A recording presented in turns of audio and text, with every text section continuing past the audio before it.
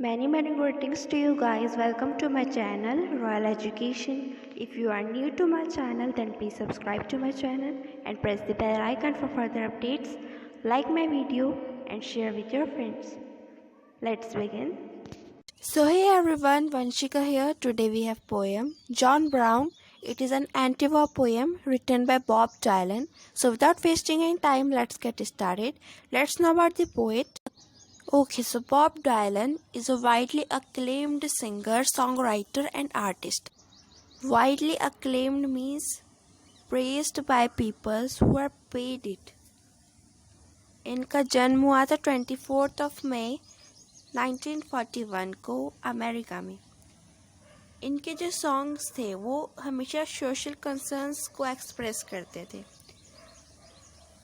इनके ऐसे कुछ सॉन्ग्स हैं जो हर एज ग्रुप के लोगों में बहुत ज़्यादा पॉपुलर हुए, जैसे कि blowing in the wind and the times they are a changing become hugely popular with people of all edges.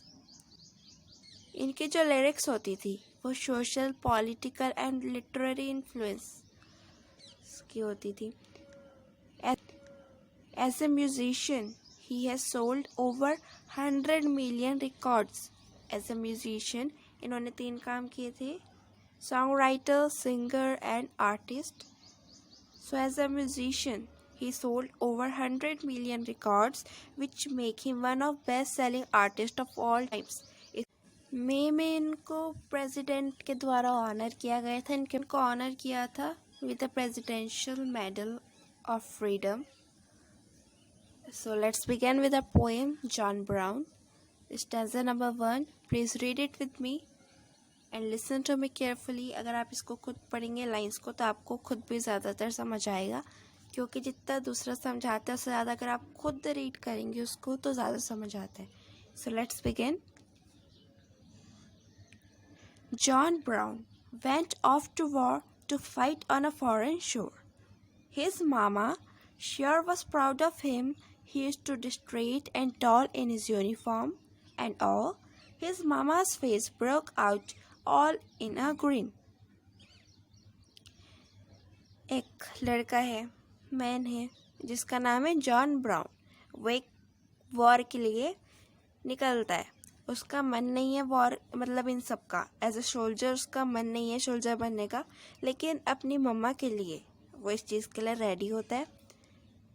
उसका खुद का ये मतलब इस चीज़ में इंटरेस्ट नहीं है, लेकिन अपनी मम्मी के लिए वो ये सब करता है. तो वो निकलता है वॉर पे जाने के लिए, फॉरेन कंट्री, दूसरे कंट्री में. यहाँ से उसकी जो मम्मा है वो उस पर बहुत ज़्यादा प्राउड फील करती है. वो देखती है कि वो एकदम इरेक्ट एंड टॉल लग रहा है अपनी मिलिट्री यूनिफॉर्म में. जब उसकी मम्मी उसको अपनी ड्रेस में देखती है आर्मी की, उनके फेस पे एक ब्रॉड स्माइल स्प्रेड हो जाती है. बहुत खुश होती है वो उसको इस यूनिफॉर्म में देख के.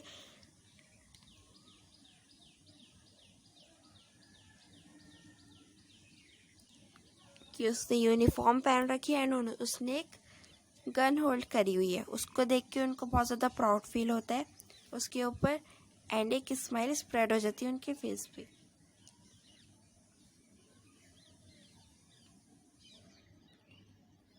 Stanza number 2. Oh son, you look so fine. I am glad you are son of mine. You make me proud to know you hold a gun. To what the captain says, lot of medals you will get, and we will put them on the wall when you come home. John brown की मामा कहती है, ओ सन तुम कितने अच्छे लग रहे हो इस यूनिफॉर्म में. मेरे को आज बहुत ज़्यादा प्राउड फील हो रहा है कि तुम मेरे बेटे हो. इसके लिए भी फील हो रहा है कि तुमने अपने हाथ पे गन को होल्ड किया हुआ है to fight your enemies. Please अपने कमांडर का, अपने कैप्टन का ऑर्डर फॉलो करना, जैसा वो कहे वैसे ही करना. और मुझे तुम पे पूरा भरोसा है कि अगर तुम उसकी अपने कैप्टन की बात मानोगे तो तुमको इतने सारे मेडल्स मिलेंगे तुम्हारे हीरोइक डीड्स के लिए. I hope you will get many medals of your heroic deeds. जब तुम घर वापस आओगे तो हम उन सारे मेडल्स को वॉल पे हैंग करेंगे मिलके. क्या बोलती है वो, अपने कैप्टन को ओबे करना, जैसा वो कहे वैसे ही करना. मेरे को पता है अगर तुम उसको फॉलो करोगे तो तुमको ज़रूर मेडल्स मिलेंगे, और जब तुम घर वापस आओगे तो हम उनको वॉल पे हैंग करेंगे। अब देखो, वो बोल तो इतनी आसानी से रही है, लेकिन इजी होता है क्या बैटल फील्ड पे जाके ऐसे लड़ना एनिमीज से? सो लेट्स सी आगे क्या होता है। बट अभी उसको बहुत प्राउड फील हो रहा है उसके ऊपर, एंड वो बस इमेजिन करे जा रही है।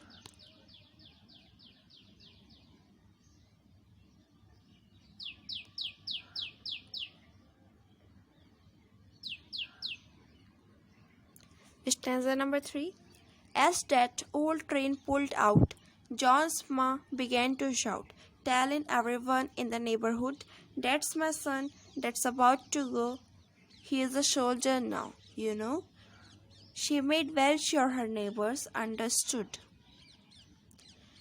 जब वो ट्रेन वहाँ से जाने लगी जिसमें जॉन ब्राउन था, तो जॉन की जो मम्मा है वो सबको बताती है, जो भी आस पड़ोस में खड़े थे सबको बताती है कि तुम्हें पता है ये मेरा बेटा है, अभी ये सोल्जर बन गया है एंड ये वॉर के लिए जा रहा है। You know, that is my son who is going to war, he is a soldier now. वो चाहती थी कि उसके नेबरहुड में सब लोग जान जाए कि वो उसका बेटा है और अब वो सोल्जर बन गया है एंड वो लड़ने जा रहा है एनिमीज से, फाइट करने जा रहा है। बस वो चाहती सबको पता लग जाए। बहुत ज़्यादा खुश थी वो, लेकिन उनको अभी वहाँ की रियलिटी नहीं पता है कि बोलना इजी होता है लेकिन वहाँ पे जाके जो प्रॉब्लम्स फेस करनी पड़ती है, अभी उसी के बारे में है।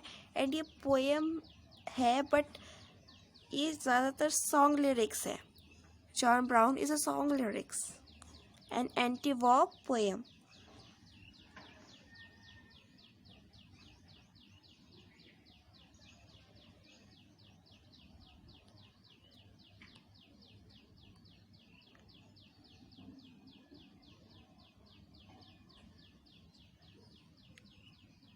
Stanza number 4. She got a letter once in a while, and her face broke into a smile as she showed them to the people from next door, and she bragged about her son with his uniform and gun, and these things you called a good old-fashioned war.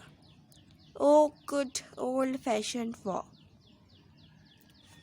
वो अपने बेटे से occasionally letter receive करती थी, regular letters नहीं मिलते थे उसको, ओकेजनली लेटर्स मिलते थे, जिसके जब वो उनको पढ़ती थी तो उसके फेस पे एक बहुत प्यारी सी स्माइल आ जाती थी अपने बेटे के लेटर्स पढ़ के। वो उन सब लेटर्स को फिर से अपने नेबर्स में दिखाती कि देखो मेरे बेटे का लेटर आया है। And she would boast of her son's glory in the uniform holding a gun in his hand, कि उसका बेटा यूनिफॉर्म में है, उसने गन होल्ड की हुई है। And she would show everything that belonged to what you call old-fashioned war.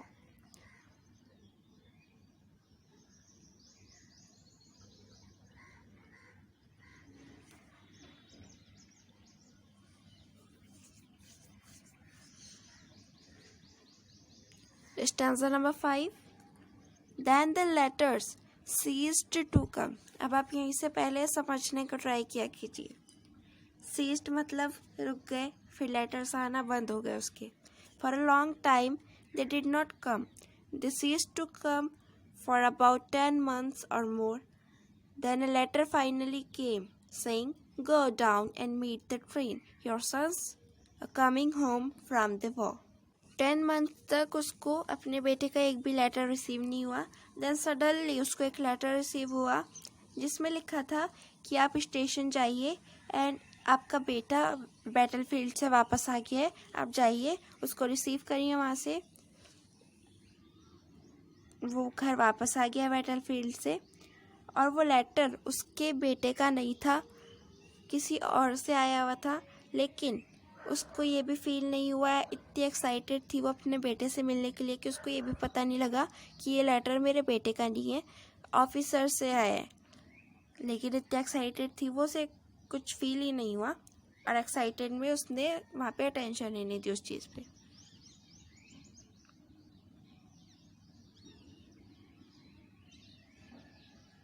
Let's continue. Stanza number 6. She smiled and went right down. She looked everywhere around, but she could not see her soldier son in sight. But as all the people passed, she saw her son at last. When she did, she could hardly believe her eyes. वो हंसती है और बिना time waste किए सीधे station भागती है। वहाँ पे देखती है, पूरे में देख लेती है वो, उसको उसका बेटा कहीं पे भी दिखाई नहीं देता, कहीं पे भी। इतनी भीड़ थी वहाँ पे, उसको मतलब वो रिकॉग्नाइज नहीं कर पाई अपने बेटे को। जैसे सारे लोग चले गए, थोड़ा सा मतलब भीड़ कम हुई स्टेशन पे, तो वो देखती है कि उसको उसका बेटा दिख जाता है, लेकिन वो अपनी आइज़ पे बिलीव नहीं कर पाती उसने क्या देख लिया। अब आगे देखते हैं क्या देखा। Stanza number 7. Oh, his face was all shoot up and his hand was all blown off, and he wore a metal brace around his waist. He whispered, kind of slow, in a voice she did not know, while she could not even recognize his face. Oh Lord, not even recognize his face. उसके बेटे का जो face है वो पूरी तरह से damage हो गया था शूटिंग से। शूट किया होगा किसी ने, उसका फेस पूरी तरह से डैमेज हो चुका था। उसने अपना एक हाथ खो दिया था।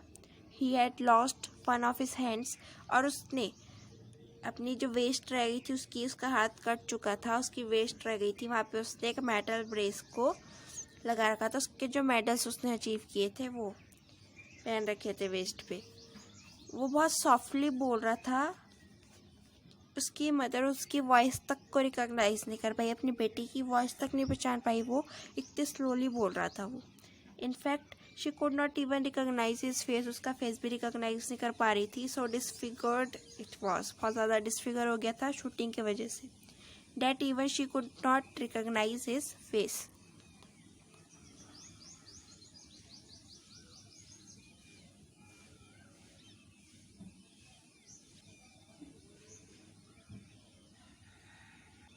Continue. Stanza number 8. Oh, tell me, my darling son, pray tell me, what they done? How is it you come to be this way? He tried his best to talk, but his mouth could hardly move, and the mother had to turn her face away. वो बोलती है, क्या हुआ बेटे, क्या हुआ, तुम इतना हर्ट कैसे हो गए हो? टेल मी, क्या किया उन लोगों ने तुम्हारे साथ? She asked. Oh, my dear son, tell me what they did to you, that you are so grievously hurt. वो ट्राई करता है बोलने का, लेकिन उसका माउथ ही ओपन नहीं होता।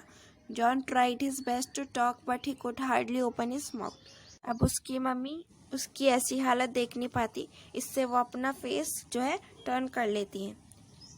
Unable to bear it, his mother turned her face away. Stanza number 9. Don't you remember, Ma, when I went off to war, you thought it was the best thing I could do. I was on the battleground, you were home acting proud. You was not there standing in my shoes. वो कहते हैं, mummy तुम्हें याद नहीं है, जब मैं war के लिए जा रहा था तब तुमने सोचा था कि ये बेस्ट थिंग है जो मैं कर सकता हूँ। सिर्फ यही रह गई थी क्या? मैं वहाँ पे लड़ रहा था, जब तुम घर पे थी तुम सिर्फ प्राउड हो रही थी क्योंकि तुम मेरी जगह पर नहीं थी। अगर तुम मेरी जगह पर होती, घर पे बैठ के बोलना तो बहुत इजी होता है, लेकिन अगर तुम मेरी जगह पर होती और तब अगर तुम फाइट करती, तब तुमको पता लगता कि रियलिटी क्या होती है। घर पे बैठ कर सिर्फ प्राउड फील करने से कुछ नहीं होता है, जब किसी की जगह पर आकर देखो रियलिटी तब पता लगती है। तो मम्मी को बोलता है, तुम तो सिर्फ घर पे बैठ के प्राउड कर रही थी क्योंकि तुम मेरी प्लेस पे नहीं थी उस समय, और तुम सोच रही थी ये बेस्ट थिंग है कि that I could do.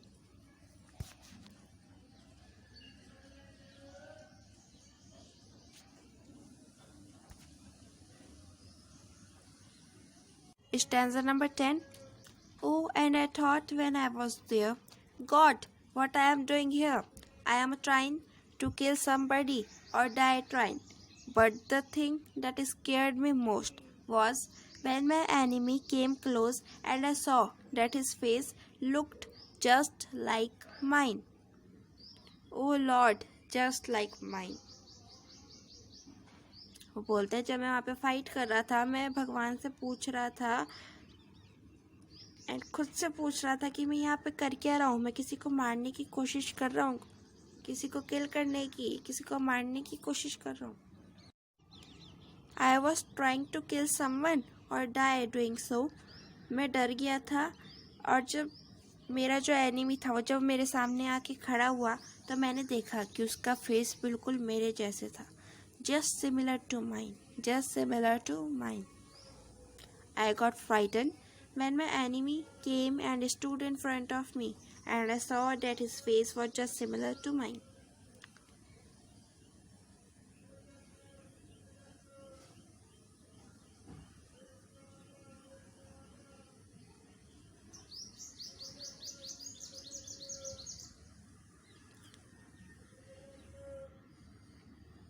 Stanza number 11.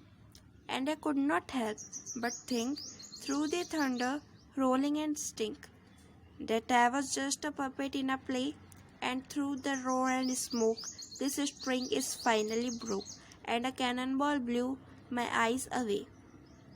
वो बोलता है कंटिन्यू फाइट हो रही थी, कंटिन्यू लोग गन चला रहे थे, शूट कर रहे थे और मैं ये तक नहीं सोच पाया कि मैं यहाँ पर कर क्या रहा हूँ. मैं तो यहाँ पे सिर्फ एक पपेट हूँ. I was just a puppet in a show. एक कठपुतली हूँ. जैसा भगवान करा रहे हैं हम बस वो कर रहे हैं. At that time एक loud noise आई जिसके वजह से उसको समझ नहीं आया कि क्या करे. And cannonball took his eyes away. At that time in the loud noise and smoke I failed to play my part and a cannonball took my eyes away.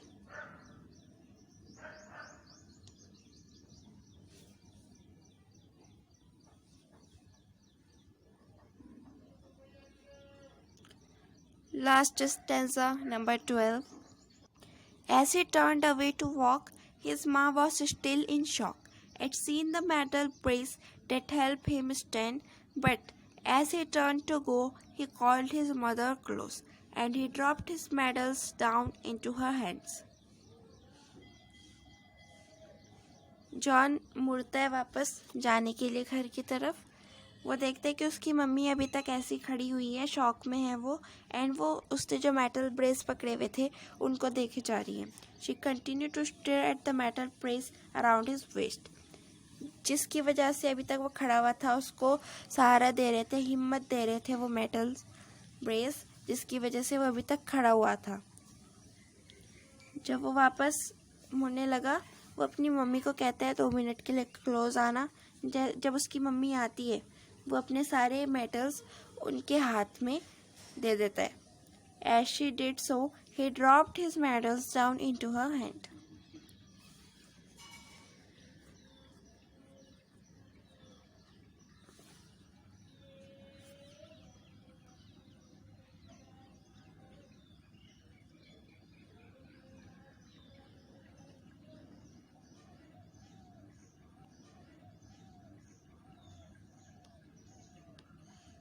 Theme of the poem.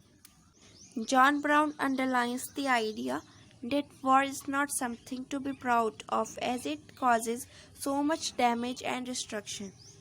ये जो Wars होती है इसमें ज़्यादा proud होने वाली कोई बात नहीं है, क्योंकि इससे बहुत ज़्यादा डैमेज एंड डिस्ट्रक्शन मीन्स ऐसा डैमेज जो वापस रिप्लेस नहीं किया जा सकता, जिसको वापस रिपेयर नहीं किया जाता.